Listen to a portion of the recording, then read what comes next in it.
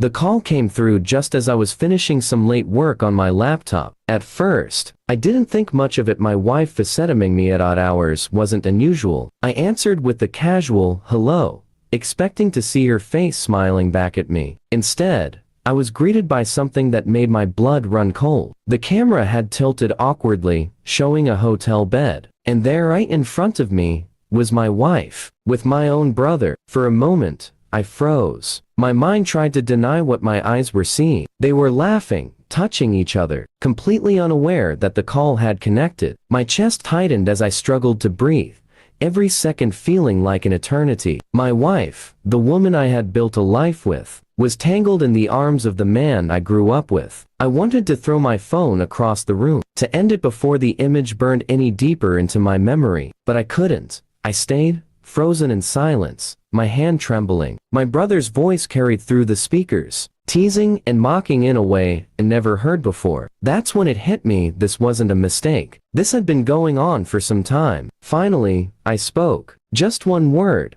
Hi. The laughter stopped instantly. My wife jerked upright, eyes wide with shock, while my brother's face turned pale. For a second, nobody said anything. The silence was louder than any scream. My wife stammered, trying to hang up, but it was too late. The damage was done. I had seen everything. I didn't shout. I didn't curse. I simply ended the call and sat there, my heart hollow. Rage boiled inside me, but alongside it came a strange clarity. They had betrayed me together, and they thought they were clever enough to get away with it. But now, they had handed me the perfect weapon. The next morning, I gathered all the evidence I needed, screenshots from the call, records of their messages that I managed to dig out, even old family photos that now looked like cruel jokes. I stayed calm, methodical. If they wanted to destroy me, I would make sure their world collapsed first. That weekend, I arranged a family dinner. Both my wife and brother were there,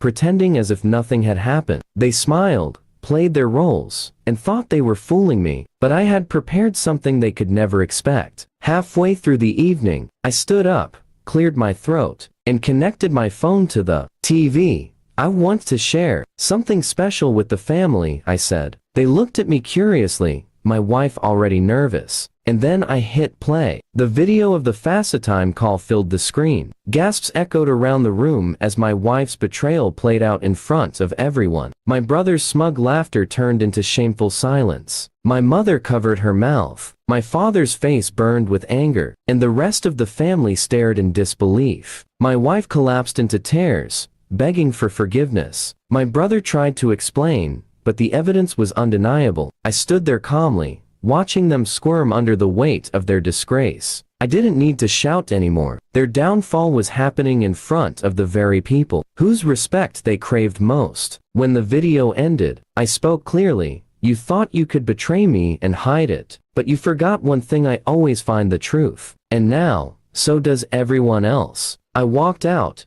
leaving my wife sobbing and my brother staring at the ground. I didn't look back. I had already contacted my lawyer. Divorce papers were ready, and as for my brother, he was cut out of my life forever. In the weeks that followed, the betrayal spread like wildfire among family and friends. My wife lost her place in my life. My brother lost the trust of everyone, and I, though broken, found strength in the justice I had served. Their shame became their prison. Revenge didn't heal my wounds, but it gave me closure. They destroyed my marriage and my trust, but in the end, they destroyed themselves far more. And that was enough for me to walk away with my head held high.